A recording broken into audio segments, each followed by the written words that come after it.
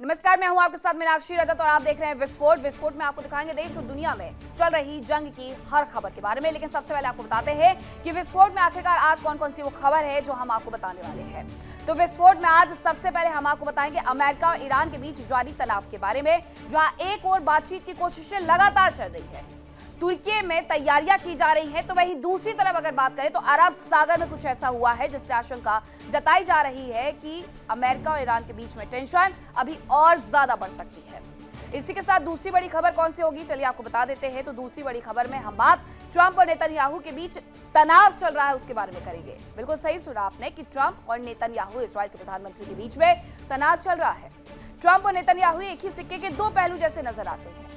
दोनों ही देश ईरान पर हमले के लिए एक मत नजर आते हैं, लेकिन ईरान के परमाणु और बैलिस्टिक मिसाइल प्रोग्राम को लेकर के दोनों के बीच में बेहद तनाव है। इस तनाव का क्या परिणाम निकलेगा और इसे सुलझाने के लिए आखिरकार प्रयास क्या किए जा रहे हैं, इन सब के बारे में आपको बताएंगे। इसके साथ ही बात यूरोप में बढ़ रही टेंशन के बारे में भी करेंगे। दरअसल यूक्रेन की मदद करते करते यूरोप के देश अब रूस के गुस्से की जद में आने शुरू हो गए हैं। आशंका यह है कि पुतिन का गुस्सा यूक्रेन के साथ साथ यूरोपीय देशों को भी जला करके राख कर सकता है। अब आज हम आपको यूरोपीय देशों के ऐसे कामों के बारे में बताएंगे, साथ ही ये भी जानकारी देंगे कि रूस ने अब तक कौन कौन से कदम उठाए हैं जिसकी वजह से यूरोप टेंशन में है। और अब बात करते हैं विस्फोट। सबसे पहले अमेरिका और ईरान के बीच जारी तनाव को लेकर के, जहां अमेरिका ने ईरान का ड्रोन मार गिराया है और यूएसएस अब्राहम लिंकन के पास ये ड्रोन पहुंच गया था, जिसके बाद अमेरिकी फाइटर जेट ने ये ड्रोन मार गिराया है। बड़ी जानकारी आपको दे रहे हैं कि किस तरीके से ये कार्रवाई जो की गई है। अब अमेरिका और ईरान कहना गलत नहीं होगा कि आमने सामने आ गए हैं। जिस तरीके से दोनों के बीच में तनाव ये बढ़ा है और अमेरिका ने इस दौरान जो ईरान का ड्रोन है उसे मार गिराया है।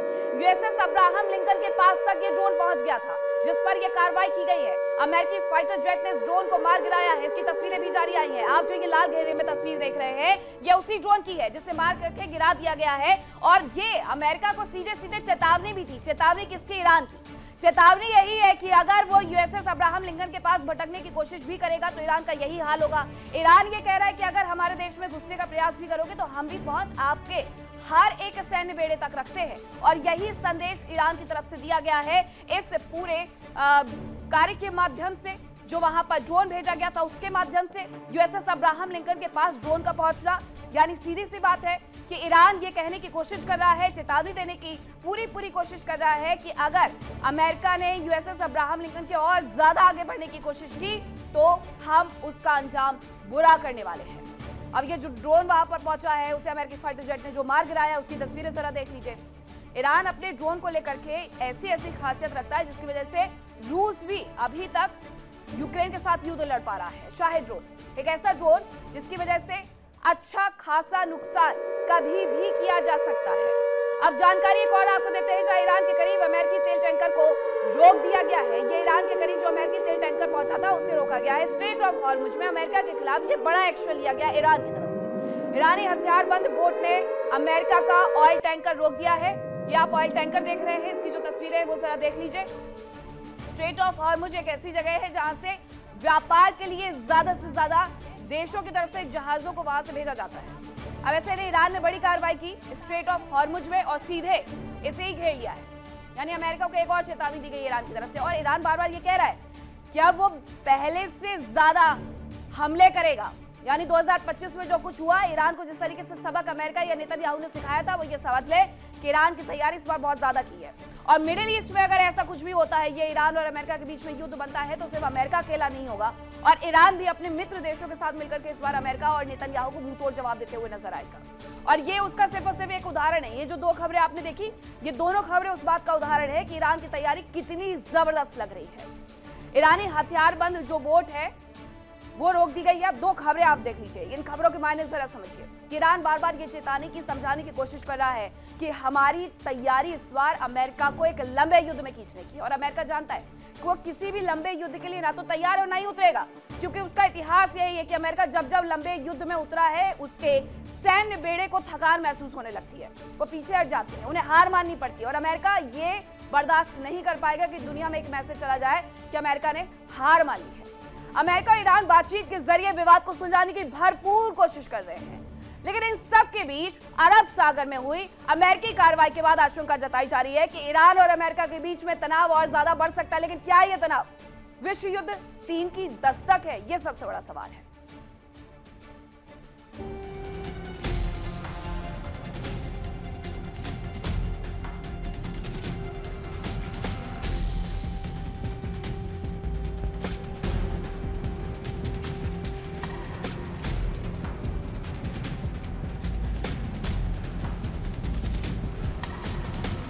ईरान पर किसी भी वक्त हमला,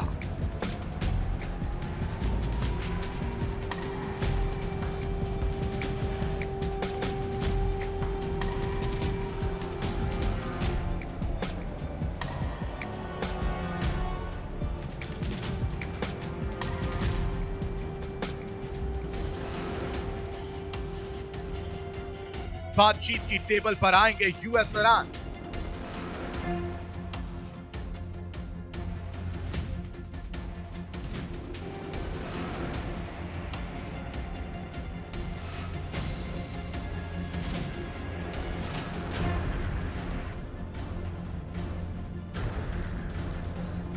वार्ता विफल तो तबाही फुल।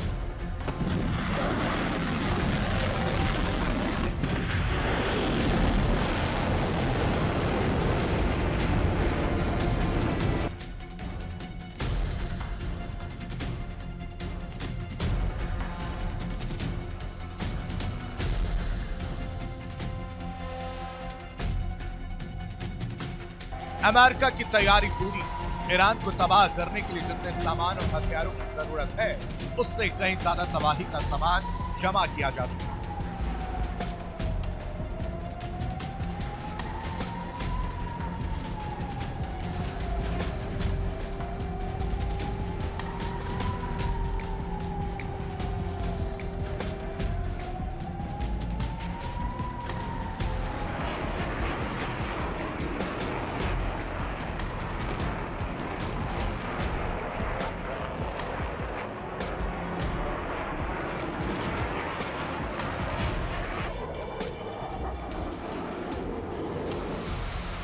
मिडिल ईस्ट में अमेरिका ने इतने सैनिकों की तैनाती अब तक कभी नहीं की। जमीन पर मौजूद सैन्य बेस से लेकर समंदर तक जवान तैनात।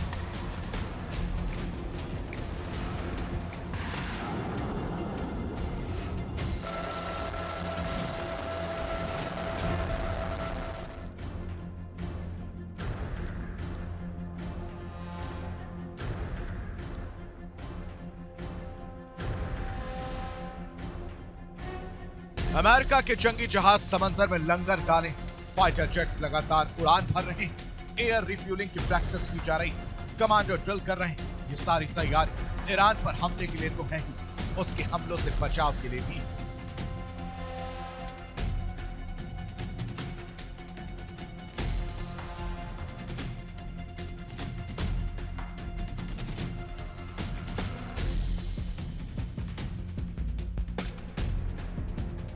ट्रंप ईरान में लंबी जंग में नहीं फंसना चाहते। उन्होंने सेना को साफ आदेश दे रखा है कि उन्हें महज कुछ घंटों में ही जंग का नतीजा चाहिए।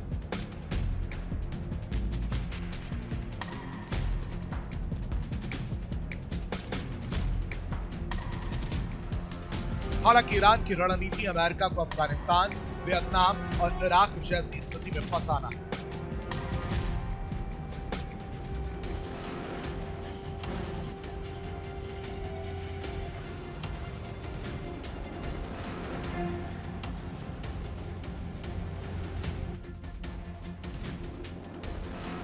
अमेरिकी सर्विलांस ड्रोन लगातार ईरान पर नजर रख रहे हैं। अब तक पल भर के लिए भी निगरानी रोकी नहीं गई।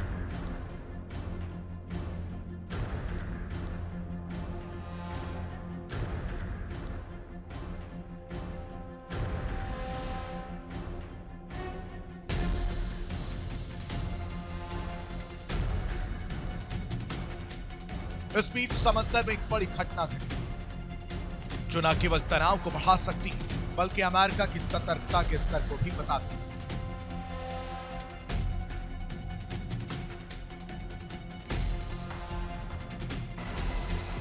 अरब सागर में अमेरिकी सेना ने ईरान के ड्रोन को मारा। बताया जा रहा है।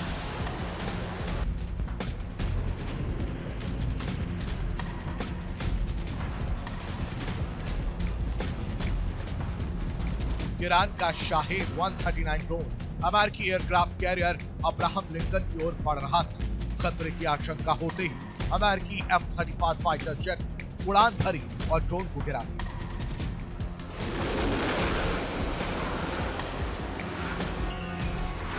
अमेरिका ने जापान में भी अपने बेस को एक्टिव कर दिया। अरब सागर में अमेरिका का सबसे बड़ा aircraft carrier USS Abraham Lincoln तैनात, उसके साथ ही डिस्ट्रॉयर USS सुप्रियांस,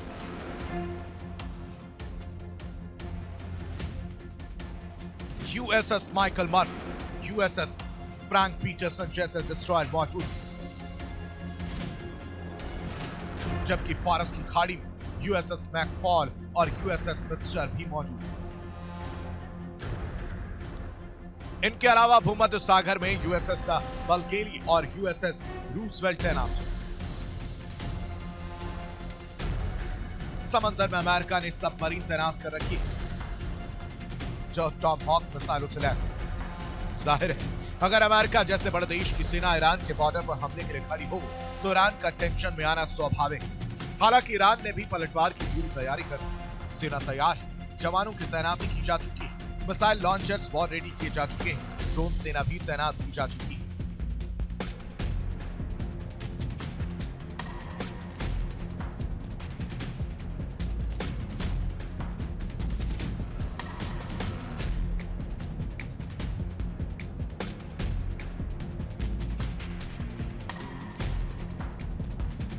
ईरान को अमेरिका के फाइटर जेट्स और बॉम्बर्स का खौफ है, जो पिछले साल जून में तबाही मचा चुके हैं। लिहाजा ईरान ने भी एयर डिफेंस सिस्टम को एक्टिव किया।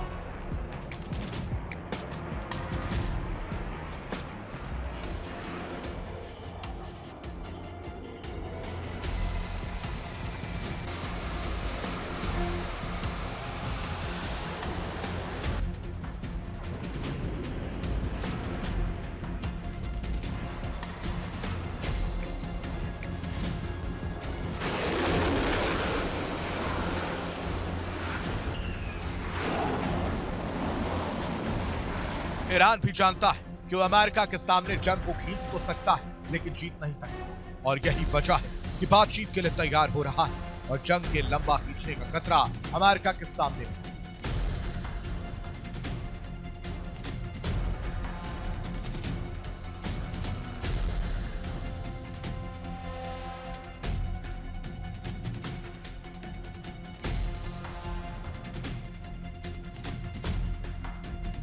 जिससे घरेलू मोर्चे पर ट्रंप पर दबाव बढ़ सकता है। शायद इसलिए वो विवाद को बातचीत के जरिए सुलझाना चाह रहे हैं। जाहिर है दोनों देशों के बीच बातचीत का सिलसिला शुरू होने जा रहा है।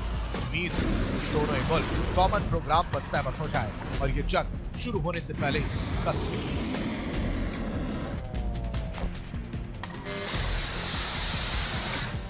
Bureau report, India TV.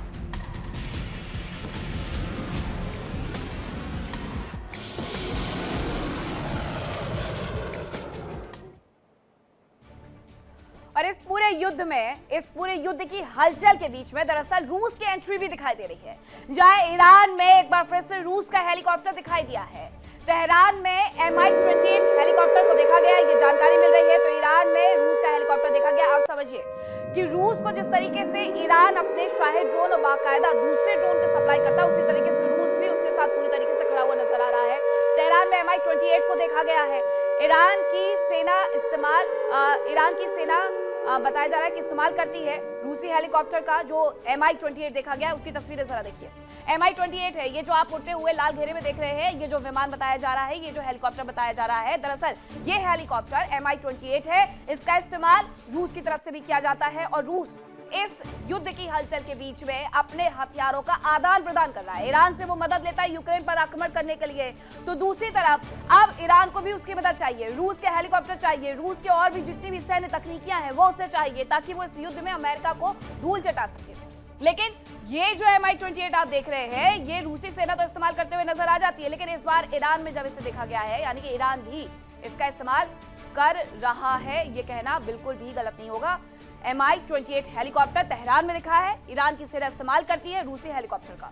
ये जानकारी है इस पूरे युद्ध में, यानी कि हथियारों का जो आदान प्रदान है युद्ध की हलचल के बीच में, वो शुरू हो गया है। अब हथियार पहले किससे दिए जाते थे? ईरान की तरफ से दिए जाते थे रूस को, लेकिन अब रूस भी उसी तरीके से मदद कर रहा है। ड्रोन पावर मजबूत करने की कोशिश में अमेरिका भी इसी तरीके से लगा हुआ है, क्योंकि अगर इस युद्ध में और ज्यादा लंबा चलना है तो ड्रोन का इस्तेमाल करना होगा। अब पेंटागन ने 25 कंपनियों के साथ ड्रोन ट्रायल बुला लिया है। 2027 तक हजारों हथियारबंद ड्रोन बनाने का लक्ष्य रख दिया गया है। करीब $150 मिलियन का यह ऑर्डर हो सकता है।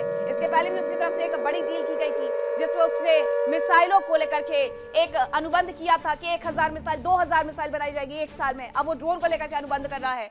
ये ड्रोन हर युद्ध में, हर मोर्चे पर, दुनिया में जहां जहां पर युद्ध चल रहा है वहां पर ड्रोन का इस्तेमाल सबसे ज्यादा हो रहा है। रूस यूक्रेन युद्ध में तो हम आपको बार बार बताते हैं कि किस तरीके से ड्रोन का इस्तेमाल हो रहा है। अब अमेरिका उस बात को समझता है और यही वजह है कि अमेरिका ने भी सोच लिया है कि वो अपने यहाँ पर जो ड्रोन है उसकी संख्या को बढ़ाएगा, और इसके लिए बाकायदा उसकी तरफ से अनुबंध किए जा रहे हैं। और थोड़ा बहुत नहीं, करीब $150 मिलियन का ये ऑर्डर जो है वो उसकी तरफ से दिया जा रहा है। तो $150 मिलियन का ये अगर अनुबंध होता है, यानी एक बड़ी संख्या में ड्रोन बनाने का ये ऑर्डर दिया जा रहा है। पेंटागन ने इसके लिए बाकायदा ड्रोन की अमेरिकी रक्षा विशेषज्ञ आप कह सकते हैं कंपनी है पेंटागन, उनकी तरफ से एजेंसी जो है उनकी तरफ से 25 कंपनियों को ड्रोन ट्रायल में बुलाया है। 2027 तक हजारों हथियारबंद ड्रोन बनाने का लक्ष्य तक रख दिया गया है, और इसके लिए बाकायदा $150 मिलियन का ऑर्डर दिया जा सकता है। दो तस्वीरें, दो खबरें हम आपको बता रहे हैं कि किस तरीके से एक तरफ ईरान अपने आप को हर मोर्चे पर मजबूत करने की कोशिश कर रहा है कि अगर ईरान ने अभी तक रूस यूक्रेन युद्ध में रूस को सबसे ज्यादा हथियार उपलब्ध करवाए हैं, तो वो चाहता है कि अगर ये युद्ध का मोर्चा खुल जाता है, क्योंकि हलचल दिन ब दिन बढ़ते जा रही है, तो ऐसे में उसे भी मदद रूस की चाहिए, और Mi-28 इसीलिए उसने बुला भी लिया है। अमेरिका क्या कर रहा है? अमेरिका $150 मिलियन का ऑर्डर दे सकता है, और इसके लिए उसने हथियारबंद ड्रोन बनाने का लक्ष्य तक रख दिया है। आज के इस एरा में अगर सबसे ज्यादा किसी चीज की जरूरत है तो इसी तरीके के ड्रोन हथियारों की है, रोबोटिक्स की है, और इसी को समझते हुए अमेरिका आगे बढ़ रहा है। अमेरिका ईरान की जो जंगी तैयारियां, उन सब के बीच बातचीत के जरिए से विवाद सुलझाने की कोशिशें लगातार चल रही है। आशंका है कि कहीं खामनेई बातचीत की आड़ में धोखा तो नहीं दे रहे हैं, ये सवाल उनकी मंशा पर उठ रहे हैं।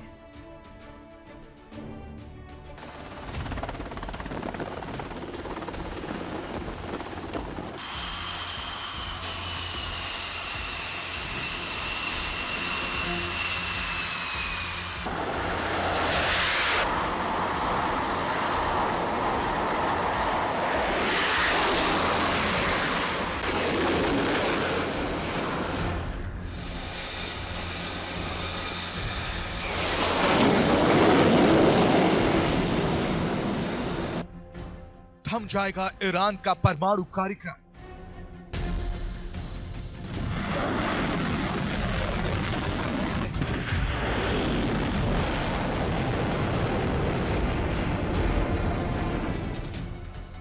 ईरान नहीं बनाएगा एटम बम।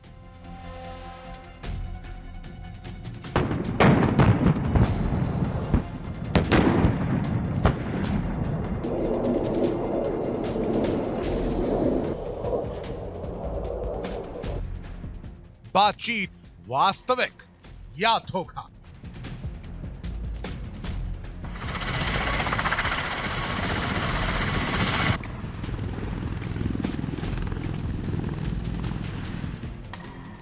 अमेरिका और इस्राइल ईरान में तबाही लाने को तैयार। दोनों देशों के फाइटर जेट्स आग उगलने की तैयारी में। कभी भी हाईकमान का ऑर्डर आए और तबाही बरसाने के लिए उड़ जाएंगे।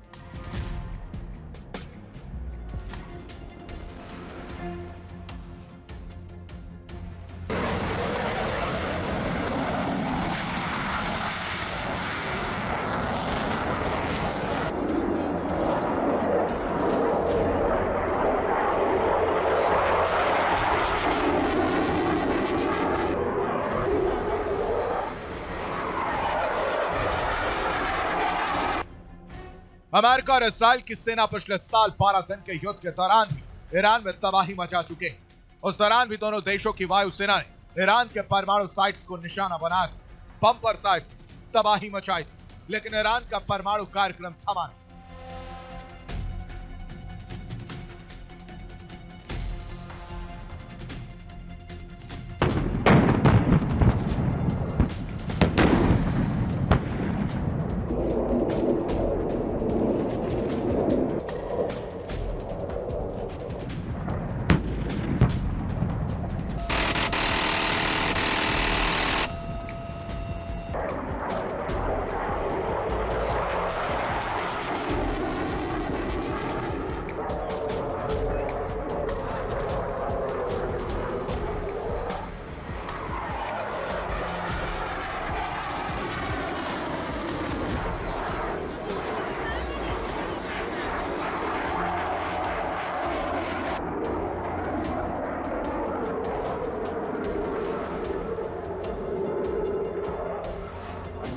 सैटेलाइट से ली गई तस्वीरों में ईरान के इस्फहान और नतांज परमाणु साइट्स पर गतिविधियां देखी गई।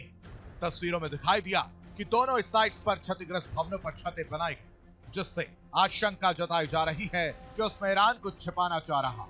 आशंका है ईरान बचे हुए संसाधनों को छिपाकर बाहर निकालने की कोशिश कर रहा हो। कुछ दिन पहले ईरान की संवेदनशील परमाणु साइट पारचीन मिलिट्री कॉम्प्लेक्स में धमाके सुनाई दी। IRGC ने ब्लास्ट की बात तो मानी, लेकिन ज्यादा जानकारी नहीं। पारचीन न्यूक्लियर फैसिलिटी की कई साल से अंतर्राष्ट्रीय निगरानी की जाती रही। आरोप है कि इसी कॉम्प्लेक्स से ईरान के परमाणु हथियार कार्यक्रम को तेजी से बढ़ाया गया है।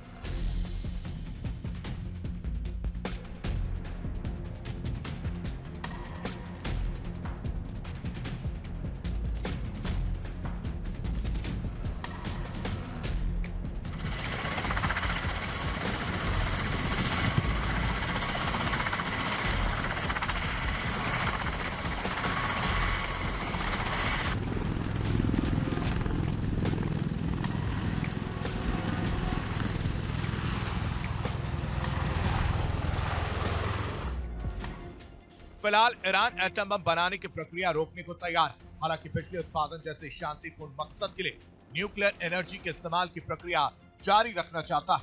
लेकिन इन सब के बीच एक बड़ी खबर सामने आ रही है। ईरान के पास करीब 440 किलो संवर्धित यूरेनियम। ये वो यूरेनियम है जो अमेरिका हासिल करना चाहता है। अमेरिका और इसराइल दोनों ही मिलकर भी पिछले साल इसे हासिल नहीं कर पाए थे, और अब आशंका ये उठ रही है कि कहीं बातचीत की आड़ में काम नहीं, कोई खेल तो नहीं खेल रहे।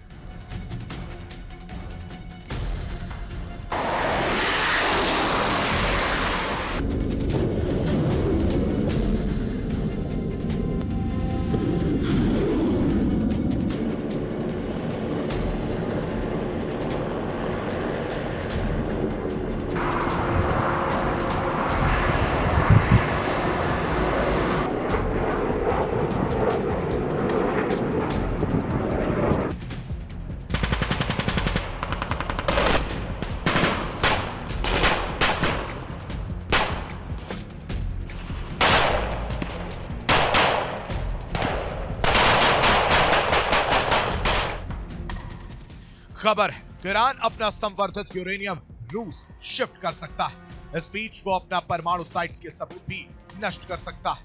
हालांकि इसके लिए उसे वक्त चाहिए, और आशंका है कि बातचीत को लंबा खींचकर वो इस समय का इस्तेमाल सबूत मिटाने और यूरेनियम को शिफ्ट करने में कर सकता है। ईरान पिक एक्स की पहाड़ियों के करीब पुशहर परमाणु ठिकाना है, जबकि इस्फहान और नतांज में भी ईरान का परमाणु ठिकाना है।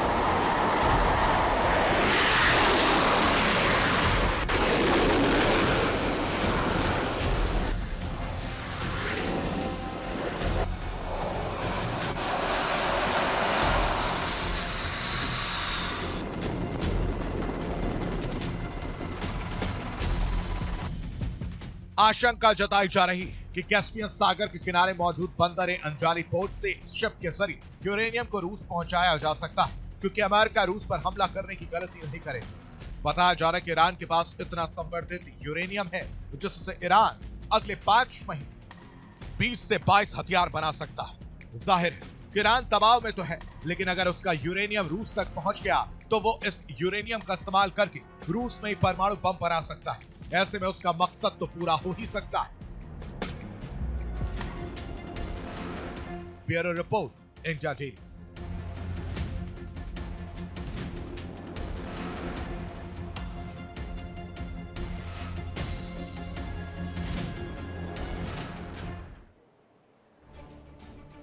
तो इन देशों की तैयारियां कैसी है आपने वो देख लिया। अब आपको बता दें कि अमेरिका और इजराइल हमेशा से एक दूसरे के जिगरी दोस्त रहे हैं, लेकिन ईरान के मुद्दे पर ट्रंप और नेतन्याहू के बीच में दरार पड़ती हुई दिखाई दे रही है और दोनों के रास्ते एकदम अलग होते जा रहे हैं। लेकिन ऐसा हुआ क्यों है, इसके पीछे की वजह क्या है, ये दोस्ती में दरार क्यों आई है, ये देखिए सिर्फ।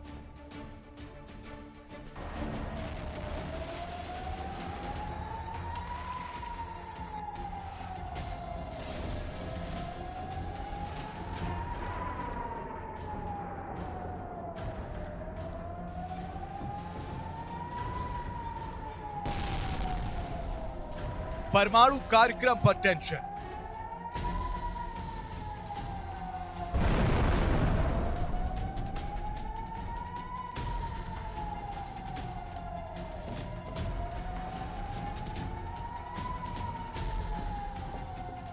ट्रंप नेतन्याहू के बीच तरार।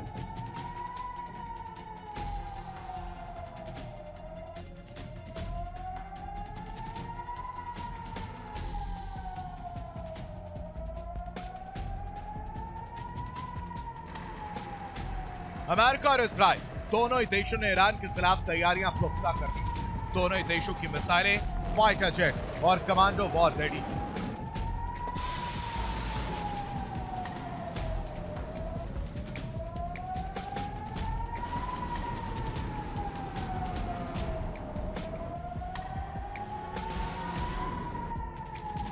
अमेरिका लंबी जंग से बचने के लिए बातचीत का रास्ता अपनाने की कोशिश में है, ताकि ईरान को परमाणु कार्यक्रम से दूर किया जा सके। लेकिन उसकी यही कोशिश अब ट्रंप और नेतन्याहू के रास्तों के अलग होने की वजह बन सकती है।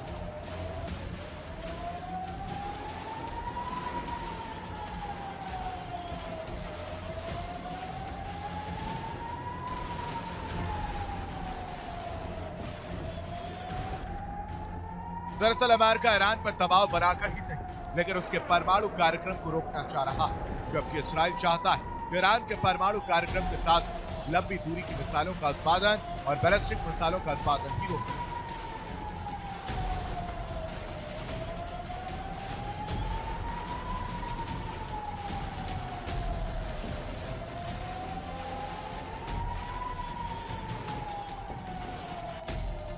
ट्रंप ने साफ तौर पर कहा ईरान अपना परमाणु कार्यक्रम रोके, यूरेनियम संवर्धन पर रोक लगा तो हमला नहीं होगा। जबकि इजराइल जानता है कि एक साथ अगर सैकड़ों बैलिस्टिक मिसाइलों से हमला हो तो उसके सभी एयर डिफेंस सिस्टम बेबस हो सकते हैं, और पिछले साल के युद्ध में वो ऐसे हालात का सामना कर भी चुका है।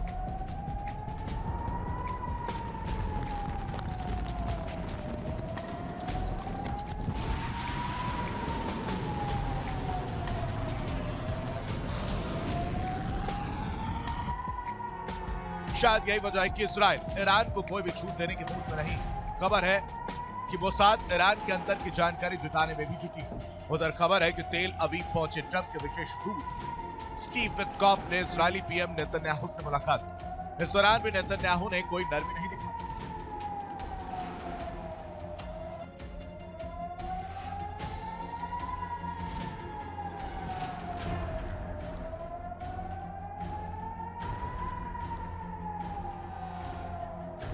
खबर है कि शांति वार्ता विफल होते ही इजराइल हमले शुरू कर सकता है। इजरायली फाइटर जेट्स ईरान को दहलाने के लिए उड़ान भर सकते हैं। इजराइल के नेविताम एयरबेस पर फाइटर जेट्स ऑलरेडी। इजराइल मानता है कि अगर ईरान का परमाणु कार्यक्रम रुक भी गया और मिसाइल प्रोग्राम के साथ ही प्रॉक्सी संगठनों को सपोर्ट जारी रहा तो इसका कोई मतलब नहीं रह जाएगा।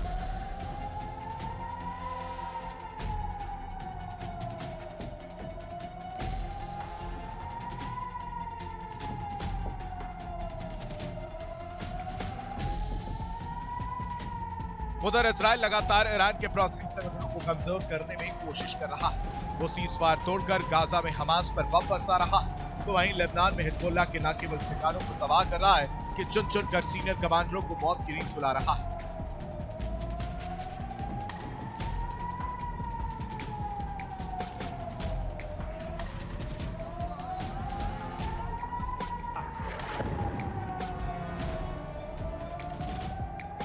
इजरायली सेना ने लेबनान में हिजबुल्लाह के ठिकानों पर हमले किए। दावा किया जा रहा है कि हमलों में हिजबुल्लाह का कमांड सेंटर तबाह हो गया। हालांकि बमबारी सड़कों पर भी की गई, जिससे साफ इजराइल के निशाने पर हिजबुल्लाह की पूरी कमान।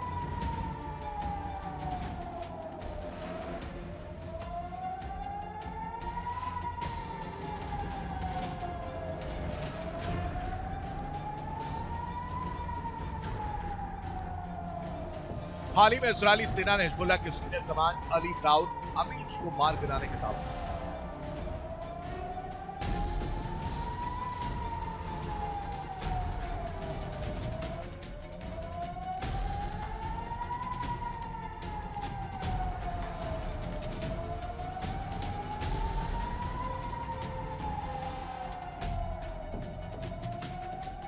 दाऊद हिजबुल्लाह के इंजीनियरिंग विभाग में शाखा प्रमुख के तौर पर काम कर रहा था। वो दक्षिणी लेबनान में हिजबुल्लाह के लिए बुनियादी ढांचे को दोबारा खड़ा करने की कोशिश कर रहा था और इजरायली बलों के खिलाफ आतंकी साजिशों को बढ़ावा दे रहा था।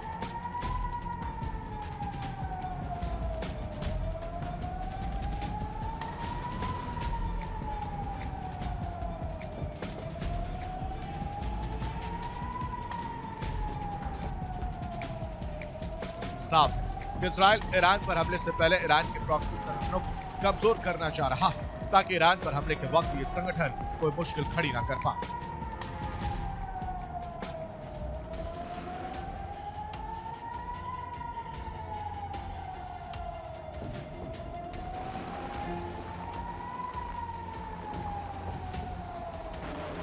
Bureau report, India TV.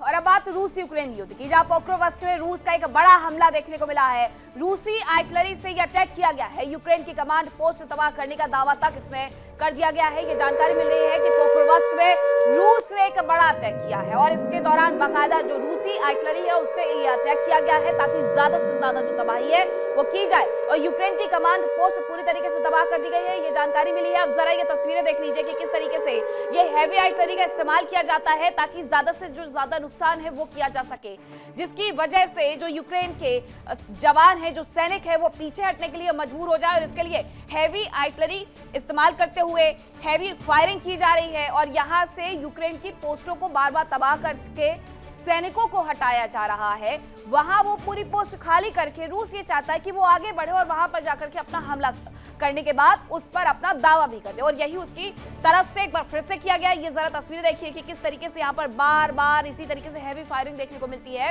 और इसके लिए बाकायदा अच्छी खासी जो आर्टिलरी है वो रूस की सेना अपने साथ लेकर के चल रही है। रूसी आर्टिलरी से ये अटैक जो किया गया है उसकी वजह से यूक्रेन की कमांड पोस्ट तबाह करने का दावा तक उनकी तरफ से कर दिया गया है। यानी ये युद्ध अपनी फ्रीक्वेंसी से बहुत ज्यादा आगे निकल चुका है। जो इंटेंसिटी है वो इस युद्ध की लगातार बढ़ते जा रही है और रूस इस इंटेंसिटी को बढ़ा रहा है। ज़पोरिज़िया में रूसी सेना का हमला भी देखने को मिला है और ये टैंक से यूक्रेनी सेना पर एक बड़ा अटैक किया गया है। यूक्रेनी सेना को इसकी वजह से भारी नुकसान होने का दावा तक कर दिया गया है। ये ज़पोरिज़िया में हुआ है। जो रूसी सेना का हमला देखने को मिला उसकी वजह से एक बड़ा नुकसान हुआ है। आप ये जो तस्वीर देख रहे हैं यहाँ पर सिर्फ और सिर्फ तबाही, विस्फोट और उसके बाद बर्बादी सिर्फ यही नजर आता है यूक्रेन के हर एक जगह पर। और यूक्रेन ने बीती रात एक इतना बड़ा जबरदस्त हमला किया है जिसकी वजह से नाटो के चीफ तक को कीव पहुंचना पड़ा है कि हो क्या रहा है। और अब तो परमाणु हथियारों को जो एक बार फिर से जिक्र इस पूरे युद्ध के दौरान रूस की तरफ से करना शुरू कर दिया गया है। लेकिन इस बीच जो ये तस्वीरें आती हैं वो ये सब बताती है कि कितना आक्रमण, विस्फोट ये यहाँ पर होता है ताकि ज्यादा से ज्यादा नुकसान करके रूस यूक्रेन को तबाह करे, आगे बढ़े और पूरी तरीके से अपना दावा कर दे। सोवियत संघ का वो जो मोर्चा उसने खोला हुआ है पिछले 4 साल से वो उसे पूरा करना चाहता है, पूरा पाना चाहता है और यही वजह है कि बार बार उसकी तरफ से जो आक्रमण है, जो विस्फोट है, जो किए जा रहे हैं उसकी वजह से तबाही और तबाही नजर आती है। यूक्रेन में हर तरफ पर यही हाल है। ये जो तस्वीरें आप देख रहे हैं ये तस्वीरें इस युद्ध में ये बताने के लिए काफी है कि युद्ध अब दुनिया में इस कदर आगे बढ़ चुका है कि कोई भी नेता कुछ भी कह ले, शांति समझौते की बात कर ले, लेकिन ये रुकने वाले नहीं है। टैंक से जब यूक्रेनी सेना पर एक बड़ा अटैक किया गया तो यूक्रेनी सेना को भारी नुकसान पहुंचाने का दावा किया गया है ज़पोरिज़िया में। और इसी तरीके से जो दूसरी तस्वीर आप देख रहे हैं यूक्रेन की कमांड पोस्ट तबाह जो की गई है पोक्रोवस्क में, उसमें भी रूसी आर्टिलरी से अटैक किया गया है और इससे भी बहुत ज्यादा नुकसान पहुंचाया गया है। यूक्रेन के हाल दिन प्रतिदिन बिगड़ते जा रहे हैं। रूस यूक्रेन युद्ध में बीते 4 साल से सिर्फ और सिर्फ तबाही के निशान है, लेकिन साल 2026 में रूस ने यूक्रेन पर रिकॉर्ड तोड़ तबाही मचाई है। रूसी सेना के हमले लगातार तेजी से बढ़ते जा रहे हैं और आलम यह हो गया है कि यूक्रेन को झुकने में कहीं ना कहीं अब ये समझ में आने लगा है कि उसके लिए ही अच्छा होने वाला है, लेकिन क्या वो झुकेगा, ये सवाल भी है।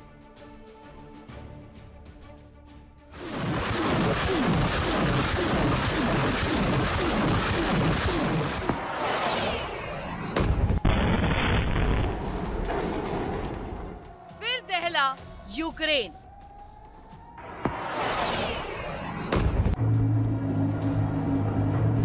जेलेंस्की करेंगे सरेंडर।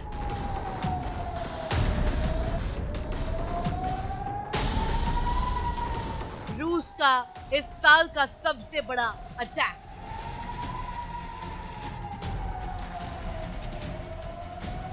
रूसी सेना एक बार फिर यूक्रेन पर ऐसा बारूद बरसाया जिससे यूक्रेन का जर्रा जर्रा दहल गया।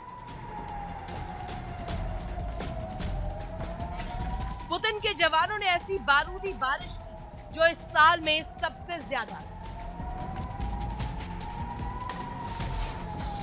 रूस ने एक ही रात में 450 से ज्यादा ड्रोन और 70 मिसाइलें दागी।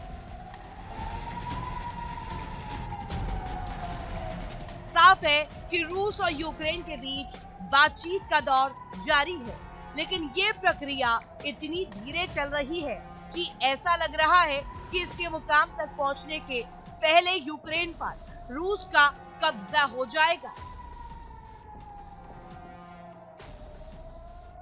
फ्लोरिडा में रूस और यूएस के प्रतिनिधियों के बीच वार्ता हुई तो रूस ने जेलेंस्की को मॉस्को आने का न्योता दे दिया।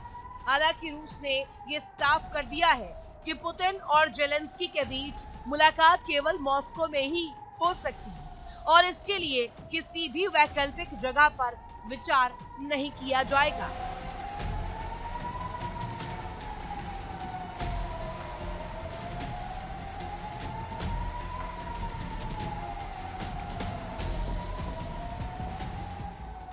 रूस ने सूमी और राजधानी कीव पर जबरदस्त बारिश की। सूमी के रिहायशी इलाकों पर रूस ने ताबड़तोड़ बारूद बरसाया तो वहीं कीव पर बैलिस्टिक मिसाइलों से कई हमले किए गए।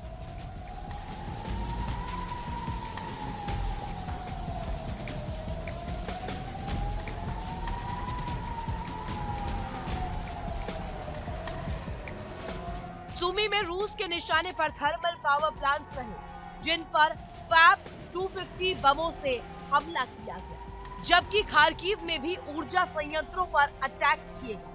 यहाँ ड्रोन और मिसाइल से हुए हमले में बुनियादी ढांचे को काफी नुकसान हुआ।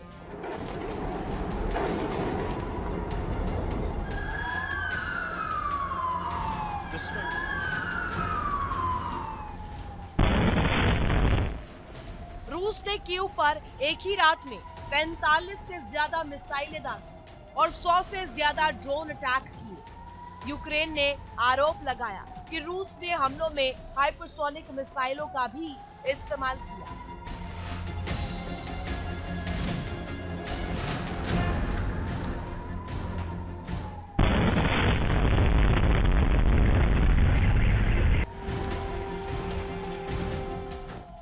बताया जा रहा है कि रूस के Tu-95M बॉम्बर्स से हमले किए गए। ये विमान ओलेनिया बेस की ओर भेजे गए।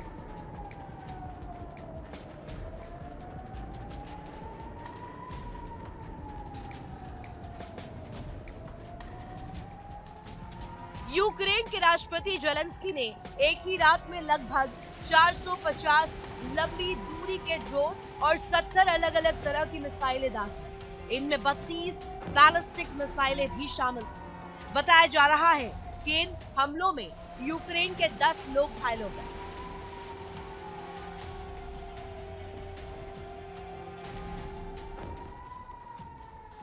जेलेंस्की ने आरोप लगाया कि रूस ने जानबूझकर यूक्रेन के एनर्जी सेक्टर को निशाना बनाया ताकि ठंड के मौसम में लोगों की परेशानी बढ़ जाए। उनका कहना है कि रूस चाहता है कि लोगों को रोशनी, हीटिंग और पानी जैसी जरूरी सुविधाएं न मिल सके।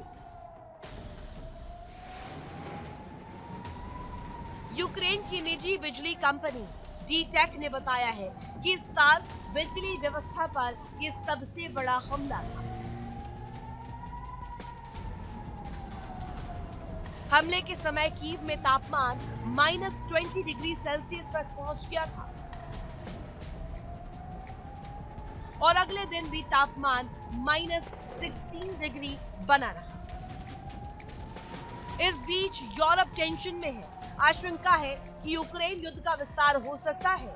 बताया जा रहा है कि पोलैंड के सैन्य बेस के करीब एक ड्रोन में विस्फोट हुआ। हालांकि ये साफ नहीं हो सका कि ड्रोन किस देश का था, लेकिन शक रूस पर जताया जा रहा है।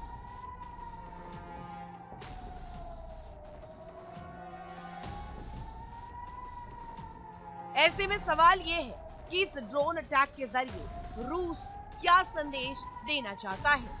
दरअसल यूक्रेन में यूरोपीय देशों के सैन्य कमांडर आ सकते हैं जो रूस के खिलाफ रणनीति बनाने में सहयोग कर सकते हैं। इसे लेकर रूस ने साफ तौर पर चेतावनी जारी की है कि ऐसे किसी भी कदम को रूस के खिलाफ युद्ध माना जाएगा। उधर रूस के खिलाफ यूरोपीय देशों की तैयारी भी तेज हो गई।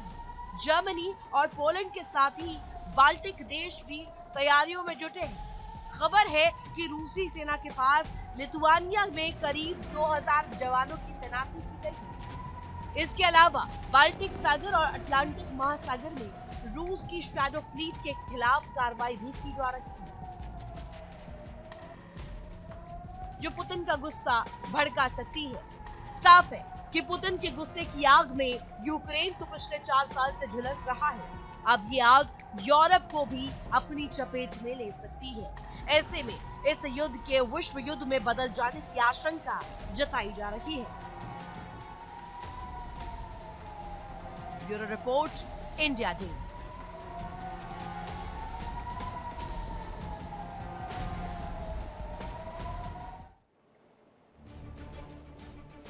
और चलिए अब आपको बताते हैं चीन के उस मिशन के बारे में जिसे पूरा होने में वक्त भले ही लग जाए, लेकिन वो जंग के मैदान को पूरी तरीके से बदल कर रख सकता है।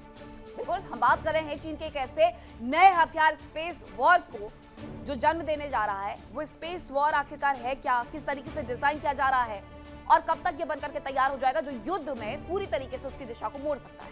इस रिपोर्ट में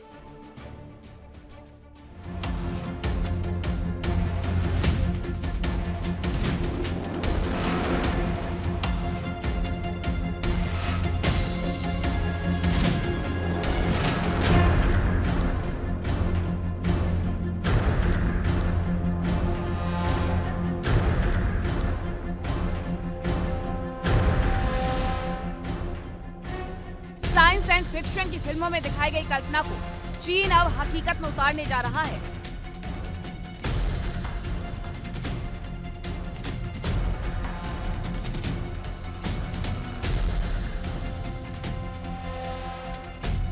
चीन ने अपने महत्वाकांक्षी साउथ हेवनली गेट प्रोजेक्ट के तहत दुनिया के पहले अंतरिक्ष एयरक्राफ्ट कैरियर लुआननियाओ का कॉन्सेप्ट पेश किया है।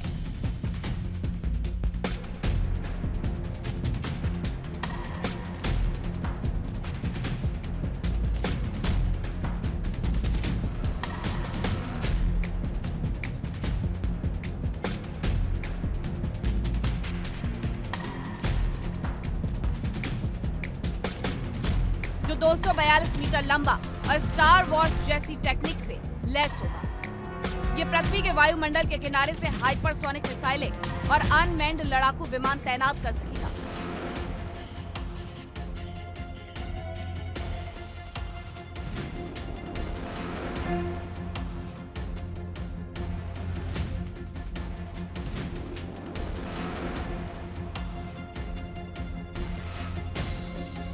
चीन का ये तैरता युद्धपोत 242 मीटर लंबा, करीब 684 मीटर चौड़ा और लगभग 1,02,000 टन वजन का होगा। यह स्पेसक्राफ्ट 88 शुआर नू अनमैन्ड फाइटर प्लेन साथ ले जाने में सक्षम होगा। ये जेट्स स्टील्थ टेक्निक से लैस होंगे और हाइपरसोनिक मिसाइलें दाग सकेंगे।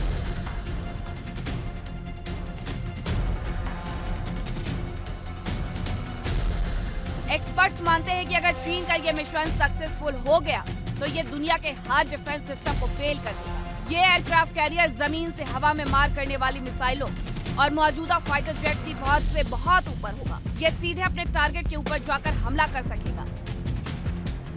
चीन अपनी रॉकेट तकनीक और सैटेलाइट तकनीक में भारी निवेश कर रहा है।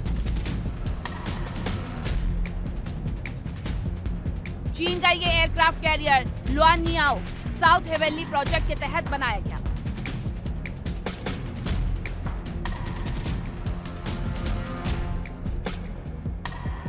इस प्रोजेक्ट बैदी जैसे छठी पीढ़ी के लड़ाकू विमान भी शामिल हैं, जो अंतरिक्ष के करीब जाकर ऑपरेट कर सकते हैं। चीन ने 2024 के विमानन मेले में इसका मॉडल भी दिखाया था। माना जा रहा है कि लुआनियाओ स्पेस एयरक्राफ्ट कैरियर भविष्य का युद्धपोत होगा।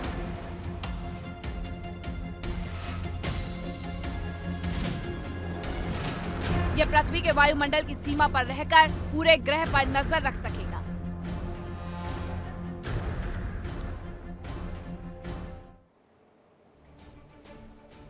तो आपने हॉलीवुड मूवी में अभी तक ये देखा होगा कि किस तरीके से स्पेस में वॉर लड़ी जा रही है, लेकिन अब चीन इस पर कवायद तेज करते हुए तैयारियां अपनी पूरी कर रहा है ताकि स्पेस वॉर जैसा ही वो कुछ बना सके। हालांकि विशेषज्ञ ये कहते हैं कि इसे वायुमंडल, पृथ्वी के वायुमंडल में ले जाने में थोड़ा सा वक्त लगेगा, यानी 10 से 15 साल का वक्त लगेगा, और इसे विकसित करने में भी अच्छा खासा वक्त लगने वाला है। लेकिन चीन ने जिस सोच को आगे रखा है, उसके बाद ये कहा जा रहा है कि आगे की जो लड़ाई है वो अंतरिक्ष तक होगी, और 20 से 30 साल बाद की लड़ाई के लिए उसने तैयारी अभी से करनी शुरू कर दी है। उसकी ये जो तैयारियां है वो भविष्य की युद्ध के मैदान की तस्वीर को बदल करके रख देगी।